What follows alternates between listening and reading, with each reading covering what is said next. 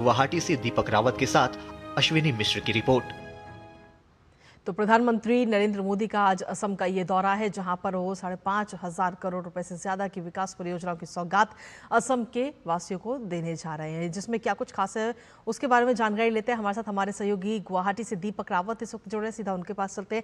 दीपक, 5,500 करोड़ रुपए की विकास की ये परियोजनाएं, जिनका उद्घाटन और शिलान्यास प्रधानमंत्री नरेंद्र मोदी आज करते हुए नजर आएंगे, जिसमें खासतौर पर हम देखें तो इमरजेंसी लैंडिंग फैसिलिटी का सबसे ज्यादा जिक्र और चर्चा इस वक्त हो रही है। अपने आप में आखिर क्यों वो खास है रणनीतिक नजरिए से?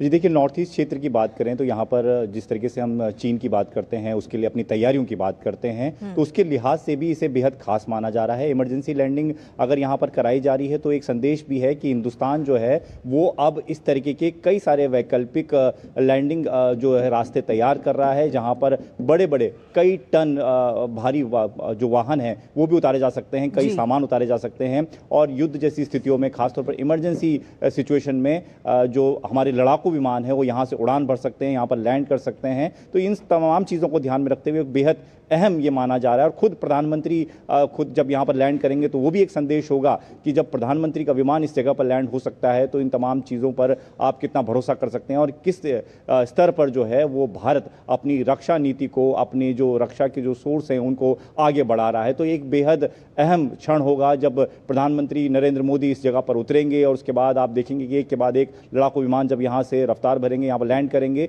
तो ये तमाम चीज़ें हैं जो कि एक बड़ा संदेश सिर्फ देश के लिए नहीं बल्कि उन देशों के लिए भी है जिनकी लगातार निगाह हमारे देश पर रहती है। तो एक संदेश वहाँ से जाएगा। और इसके साथ साथ कृतिका, मैं आपको बता दूं कि दूसरी जो सौगातें जो देने जा रहे हैं, जिससे आपने जिक्र किया कि 5,000 करोड़ से भी ज़्यादा की सौगातें हैं, जिसमें सबसे बड़ी सौगात जो है वो ये जो ब्रिज आपको सामने नजर आएगा पीछे की तरफ, ये कुमार भास्कर वर्मा सेतु जो ब्रह्मपुत्र नदी पर बना हुआ है, ये सबसे बड़ी सौगात है गुवाहाटी के लोगों के लिए। क्योंकि नॉर्थ गुवाहाटी को गुवाहाटी से जोड़ने वाला ये ब्रिज है जिसकी लंबे समय से मांग की जा रही थी। घंटों का सफ़र होता था इस दोनों दूरी को पार करने में, इस नदी से दूसरे छोर पर जाने के लिए। लेकिन अब मुश्किल से 7 मिनट का वक्त लगेगा जब इस करीबन 1.5 किलोमीटर लंबे ब्रिज को आप पार कर जाएंगे। एक्स्ट्रा डोज्ड इसके बारे में कहा जाता है, अत्याधुनिक टेक्नोलॉजी के साथ तैयार किया गया है। केबलिंग के पुल जो तैयार किए जा रहे हैं आजकल, उस तरीके का पुल तैयार किया गया है। रियल टाइम मॉनिटरिंग इस पुल की जाएगी, यानी कि अगर किसी तरह का डैमेज है तो उसे पहले से ही पता कर लिया जाएगा और उसकी जो है मरम्मत का काम कर लिया जाएगा। और बेहद ध्यान इस चीज़ का रखा गया। 3,030 करोड़ की लागत का ये ब्रिज है जो कि आज लोगों को एक तरीके से सौंपेंगे और इसका उद्घाटन जो है प्रधानमंत्री नरेंद्र मोदी जब यहाँ पर दोपहर में पहुँचेंगे तो करेंगे। इसके साथ साथ जैसे परिवहन की बात करें तो उसमें भी एक बड़ा बेड़ा इलेक्ट्रिक बस का जो है उसमें जोड़ने की तैयारी है। 100 इलेक्ट्रिक बसें जो हैं आज गुवाहाटी को मिलने जा रही हैं। और सिर्फ गुवाहाटी को ही नहीं बल्कि यहाँ से जो PM बस सेवा है उसके ज़रिए चंडीगढ़, गुजरात, अलग अलग जगहों के लिए भी इलेक्ट्रिक बसें जो है वो यहाँ से लॉन्च की जाएंगी। 225 टोटल बसें जो हैं वो लॉन्च की जाएंगी, इसमें से 100 सिर्फ इस वक्त गुवाहाटी को दी जानी है। नेशनल डेटा सेंटर की हमने बात करी, उसकी भी एक अलग विशेषता है क्योंकि इस क्षेत्र में, नॉर्थ ईस्ट क्षेत्र में, इस तरीके का डेटा सेंटर पहले मौजूद नहीं था। और इस तरीके के बड़े डेटा सेंटर तैयार करने के बाद यहाँ के जो नॉर्थ ईस्ट का जो क्षेत्र है उसके लिए एक टेक्नोलॉजी में एक कदम आगे बढ़ने की बात होगी। देश के लिए भी इस तरीके डेटा सेंटर की बहुत ज़्यादा ज़रूरत है। उस तरीके उसमें भी हम एक कदम आगे बढ़ेंगे। तो ये तमाम चीज़ें हैं। इसमें IIM की बात है क्योंकि IIT पहले से था यहाँ पर, लेकिन IIM की डिमांड भी थी कि बच्चे जो पढ़ने के लिए बाहर जाते हैं, खासतौर पर नॉर्थ ईस्ट के जो युवा हैं, उनको शिक्षा में, अब उच्चतर शिक्षा में के लिए बाहर जाना पड़ता था। लेकिन अब जब IIM भी यहाँ पर शुरू होने जा रहा है तो उसके बाद उनको भी एक बेहतर शिक्षा यहाँ पर मिल पाएगी। तो इन तमाम चीज़ों के सौगात के साथ प्रधानमंत्री नरेंद्र मोदी जो है वो लोगों से मुखातिब भी होंगे, अपनी बात रखेंगे। लेकिन एक बड़ी बात यह है कि एक के बाद एक, सब परिवहन की बात करें, आप इस तरीके के इंफ्रास्ट्रक्चर की बात करें, आप शिक्षा की बात करें, आप चाहे टेक्नोलॉजी की बात करें, तो एक के बाद एक अलग अलग क्षेत्र की बड़ी सौगातें जो हैं आज वो असम को मिलने जा रही हैं। बिल्कुल। इसके साथ ही अगर हम, जैसा कि जिक्र आपने भी किया कि इमरजेंसी लैंडिंग फैसिलिटी जो अपने आप में कई सारे उसके रणनीतिक मायने भी हैं, लेकिन इसके साथ ही आज वहां पर 16 लड़ाकू विमान जो हैं वो उड़ान भरते हुए भी नजर आएंगे। और इसके साथ ही कहीं ना कहीं इंडियन एयरफोर्स की जो ताकत है वो भी आज नजर आएगी इस एरियल शो के दौरान।